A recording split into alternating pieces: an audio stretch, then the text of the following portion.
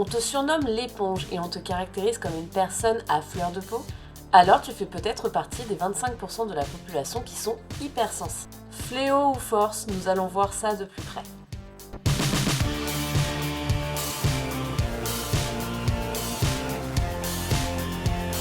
Bonjour Lifer, que tu sois nouveau ou fidèle, tu es bienvenu sur cette chaîne destinée au bien-être animal et humain. L'objectif est de t'apporter quelques clés pour la réalisation de tes ambitions. Je suis Anaïs, une professionnelle passionnée pour t'apporter conseil. L'hypersensibilité ou haut potentiel signifie simplement que tu es un peu plus impacté que la moyenne aux stimuli sensoriels, intuitifs, émotionnels ou cognitifs. Oui, concrètement, tu auras parfois des réactions 5 fois plus fortes face à une situation qu'une personne dite lambda. Loin d'être une maladie, c'est plutôt un trait de caractère ou un type de personnalité, si tu préfères, qui est là depuis ta naissance. Oui, bien que l'éducation et les traumatismes d'enfance aient un fort impact sur l'accroissement de cette particularité. D'ailleurs, comme des chiens ne font pas des chats, une future maman hypersensible ou ayant des enjeux émotionnels durant sa grossesse pourra en quelque sorte transmettre cette particularité à son enfant. Clairement, avec mon doudou, je confirme le phénomène. Et selon les chercheurs, cette hypersensibilité provoque une suractivation mentale. C'est grâce à cela que nous avons beaucoup plus de facilité à mimer, imiter, ressentir ou même comprendre les autres. Bah, allons bon, tu vas nous sortir tes surdoués en plus ? Non, pas du tout. Même si certains hypersensibles peuvent développer des facultés de ce type, il est vrai. D'ailleurs, je t'invite à faire des tests auprès de psychologues pour valider ton hypersensibilité si tu as du mal à la gérer ou valider pourquoi pas un haut potentiel. Ce qui est à mon sens assez bénéfique dans le cas où tu as vraiment besoin d'un accompagnement parce que tu vis mal cette partie de toi. Mais quelles sont un petit peu les caractéristiques de notre hypersensible ? Tout d'abord, nous allons reprendre deux termes qui ont leur importance dans ce phénomène. Tu peux être en hypersthésie. C'est une sensibilité plus forte que la moyenne de n'importe quel sens, que ce soit le toucher, l'ouïe, la vue, le goût ou encore l'odorat. Et en état hyper émotionnel, qui est de provoquer des émotions de manière exacerbée face aux situations, voire même qu'elles soient totalement hors de contrôle. Et d'ailleurs, cette hypersensibilité peut être immédiate en se déclenchant de suite, ou bien retardée quand la mémoire sensorielle fait un lien entre un événement qui est passé et actuel, pouvant amener rapidement à un état dépressif. Une expression d'ailleurs nous sied à merveille, c'est que nous sommes à fleur de peau, c'est-à-dire au niveau physique et mental, d'où la chair de poule très facilement. Bien que bien sûr nous paraissions super calmes en apparence, ce n'est qu'un faux semblant. Nous sommes toujours à l'écoute et d'une oreille plus qu'attentive, parce que nous voyons plus facilement les non-dits. Et capable de partir au quart de tour de manière disproportionnée quand quelque chose nous touche ou impacte nos valeurs. Je t'inviterai à bosser des excuses sincères dans ce cadre-là, puisque souvent les noms d'oiseaux et les insultes vont fuser et ne sont pas toujours très justifiés, voire pas du tout. Un côté susceptible car nous prenons trop les choses à cœur. Et en plus de percevoir l'émotion de l'autre, nous devons gérer nos propres états d'âme. Même si ça peut être tout à fait justifié, il nous faut un petit peu de temps pour remonter la pente de manière un peu plus neutre. S'il y a bien une chose par contre qui peut me faire sortir de mes gonds, c'est l'injustice. Sous toutes ses formes, c'est clairement la pire des choses. Et tu crois que ça explique mon côté très, voire un peu trop rancunière quand on met un petit peu à mal ma confiance? Tu ne seras donc pas étonné d'apprendre que nous avons aussi un côté très, voire un peu trop loyal. Et notre sensiblerie à un degré au-dessus de la normale nous donne un côté très sensible aux événements et aux gens. Nous avons facilement un trop-plein qui va rapidement également nous épuiser. C'est fréquent au niveau psychique et émotionnel car on emmagasine beaucoup trop d'informations. C'est cela. D'où un déficit d'inhibition latente, comme si on avait vraiment le cerveau sous l'eau.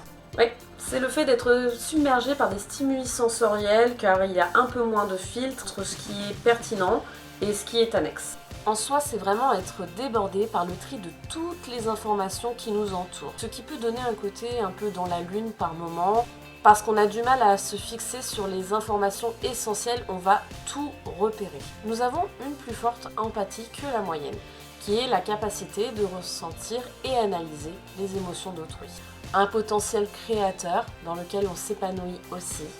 Oui, les activités artistiques et manuelles, voire sportives, sont un plaisir et un moyen de se ressourcer assez facilement et efficacement. En plus d'exprimer plus facilement nos pensées et notre envie au monde. Pour autant, notre sens du détail est très pointu. On voit souvent des détails assez infimes et on veut dévoiler notre univers par ce biais.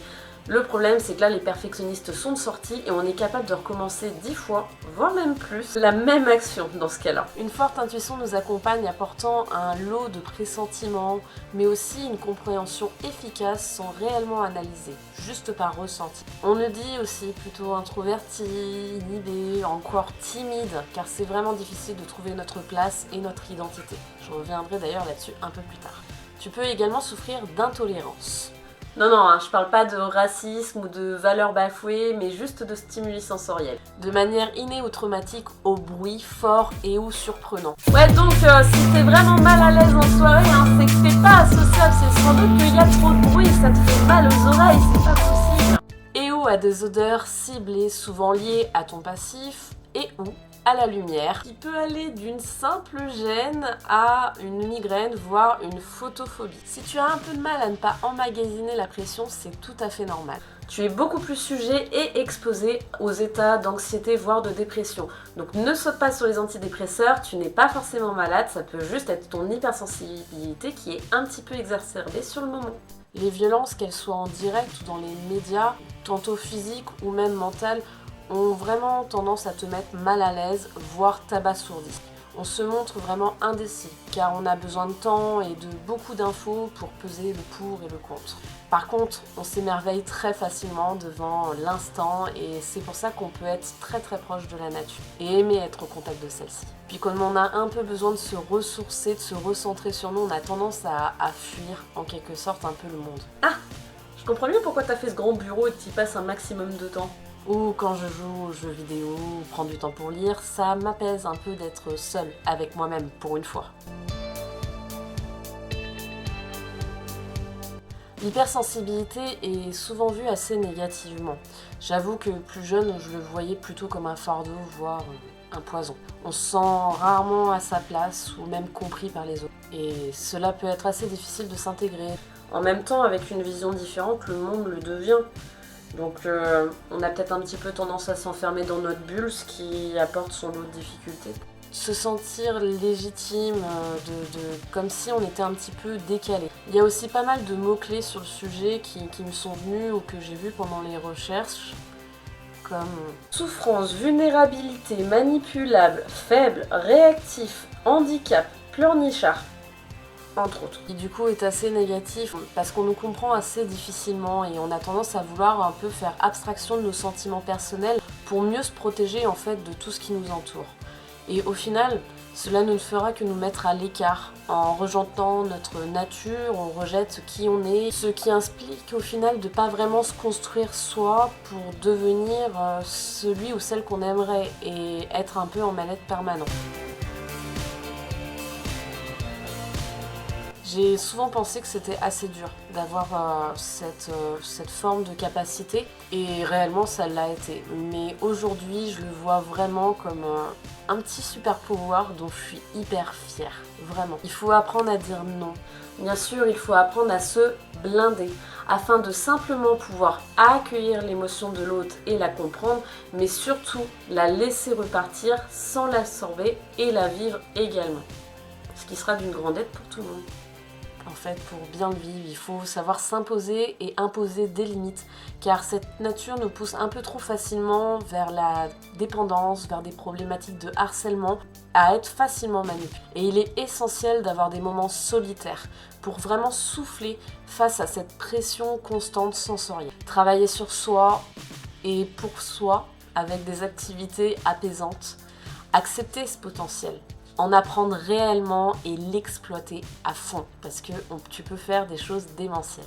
Après tout, je dois bien avouer que ce soit dans la vie courante ou dans mon métier, ça a fait de moi une bien meilleure professionnelle et une bien meilleure personne quand j'ai décidé que c'était un véritable atout qui est à sa juste place. Et ça m'aide vraiment à mieux comprendre les choses, à capter des choses très très subtiles, et c'est vrai que c'est énorme ce que je peux en faire aujourd'hui, j'en suis très fière.